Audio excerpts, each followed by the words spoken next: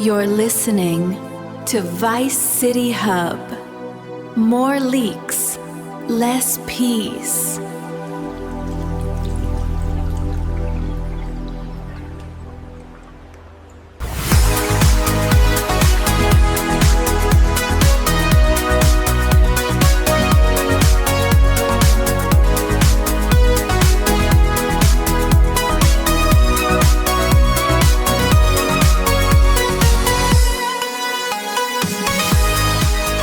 Shut that garbage noise off before I smash this entire soundboard and throw it straight out into the canal.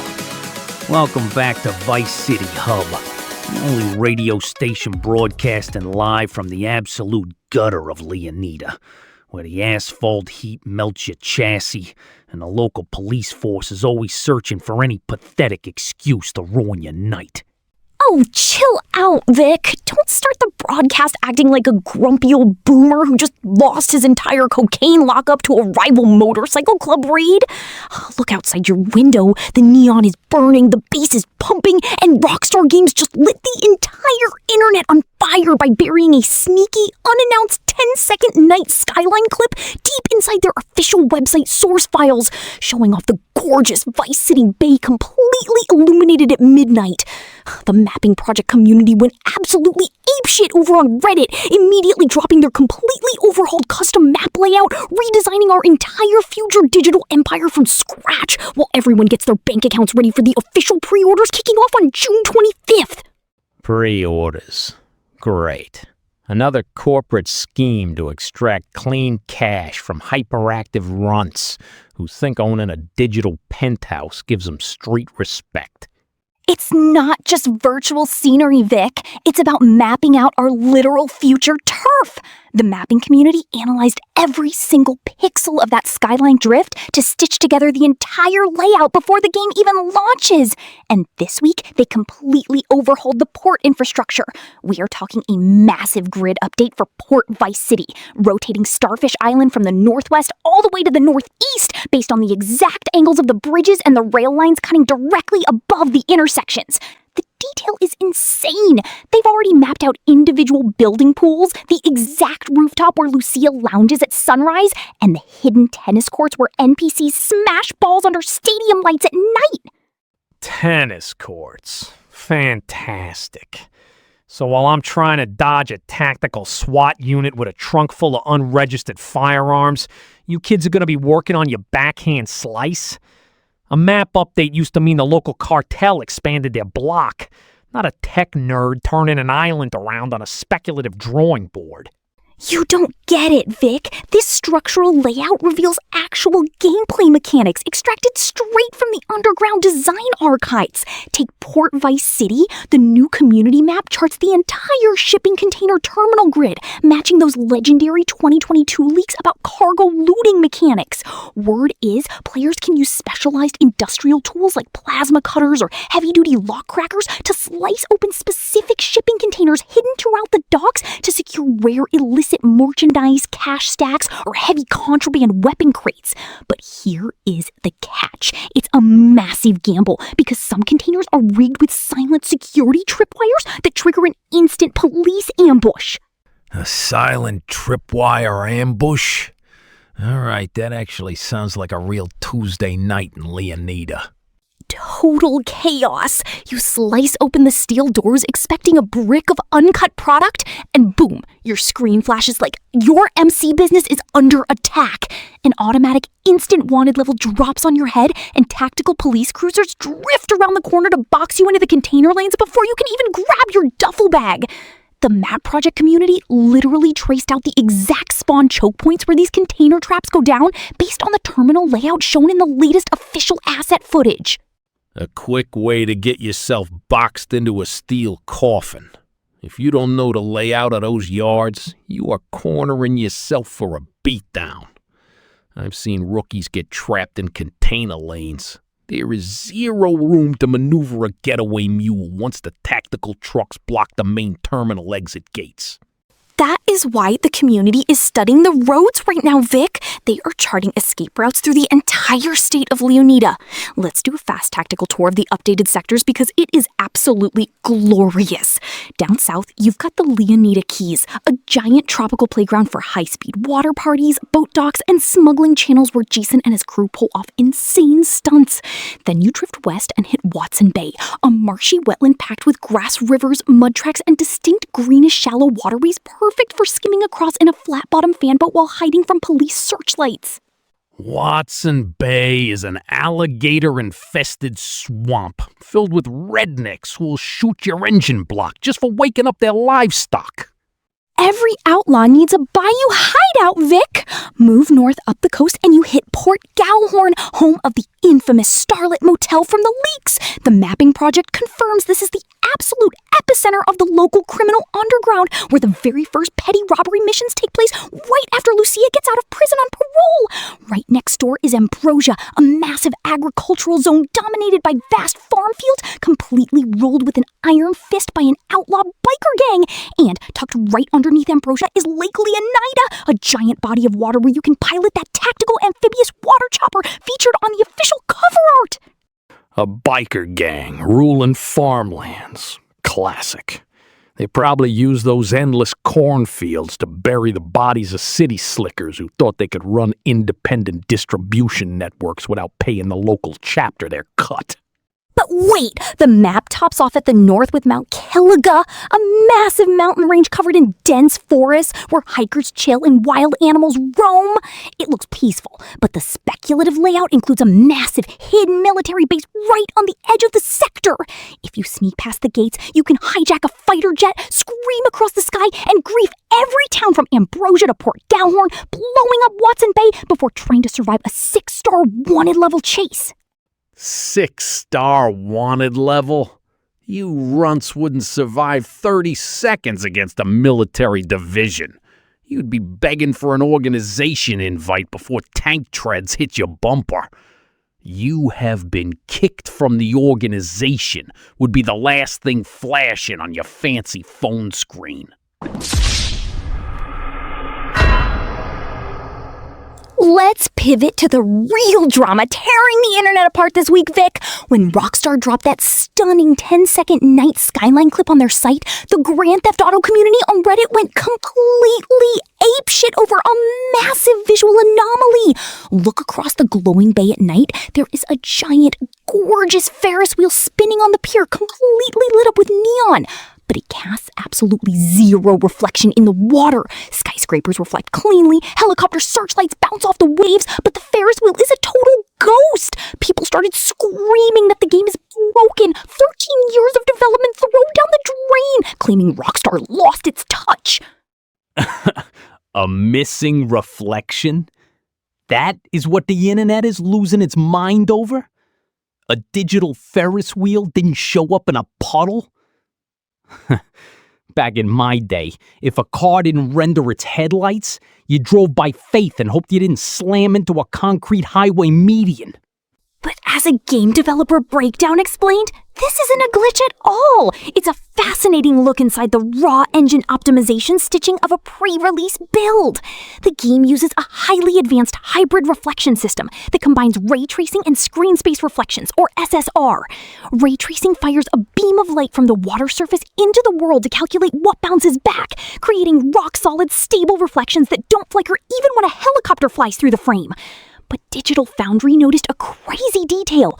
The reflected buildings are a tiny bit brighter than the real structures because the engine disables full shadowing and ambient shading in the mirror image to claw back precious GPU performance frames so the game runs beautifully.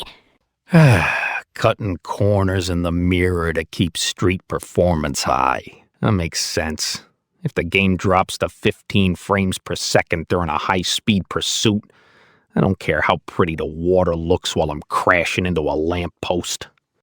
Exactly, Vic! And that is why the Ferris wheel is invisible!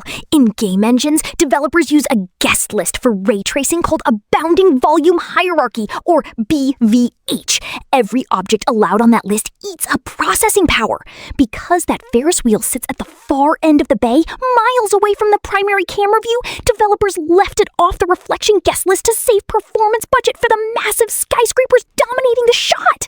It's a standard pre-release optimization cast before the final polish pass finishes. Tell that to the armchair critics who think games are built by magic elves. Let's look at the community feed to see how much salt is flowing.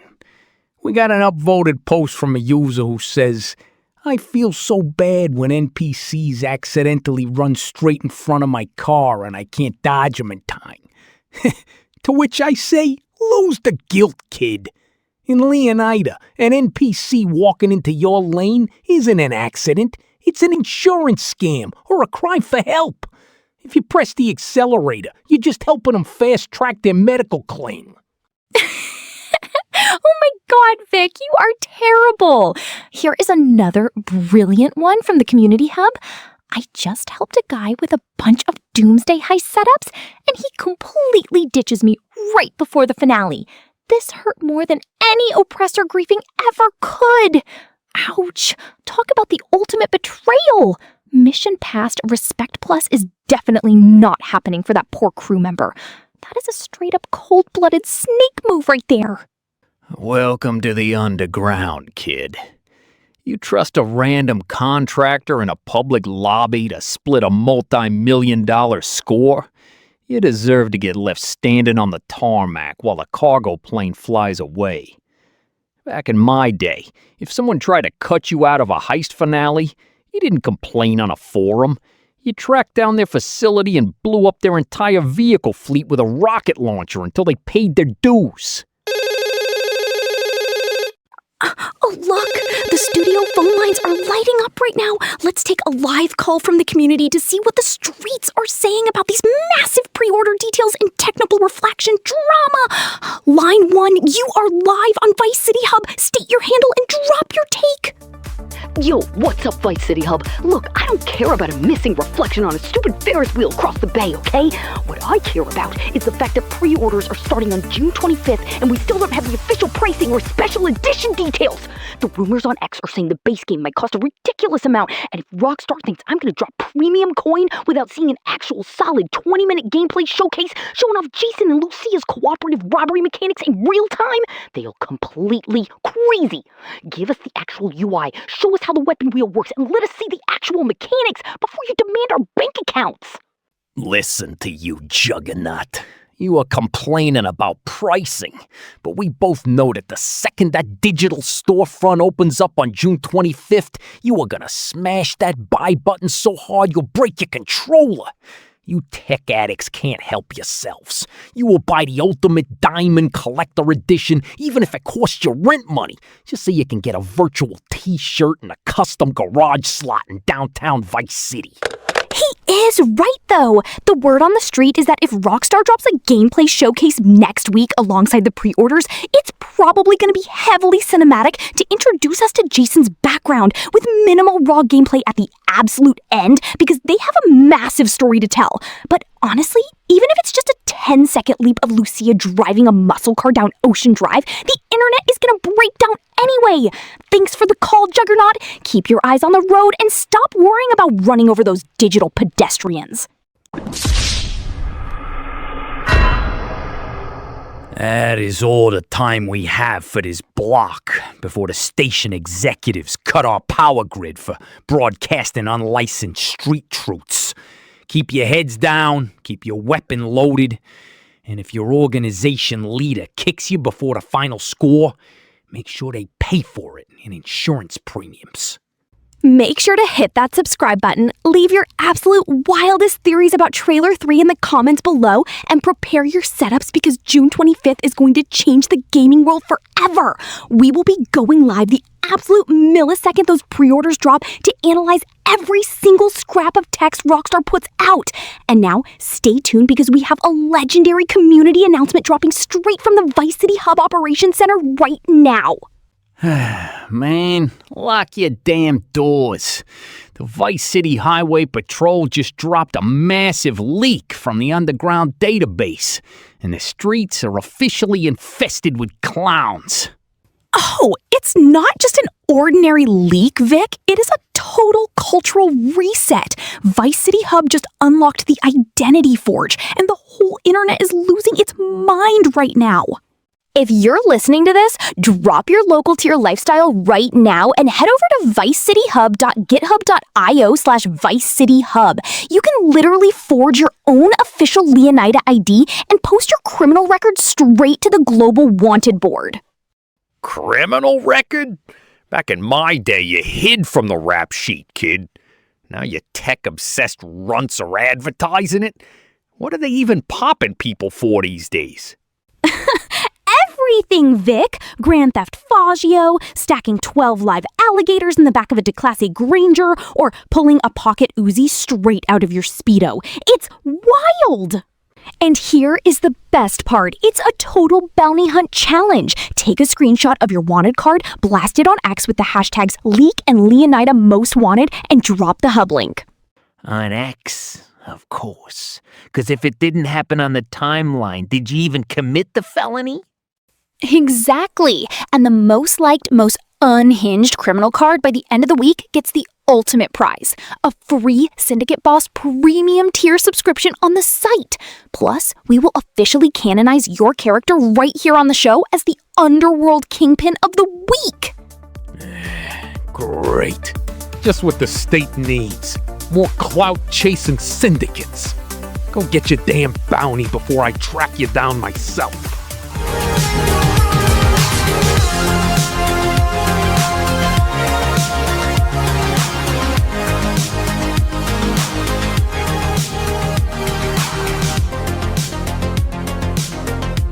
I guess all those clickbaiters on YouTube are super busy deleting their videos right now.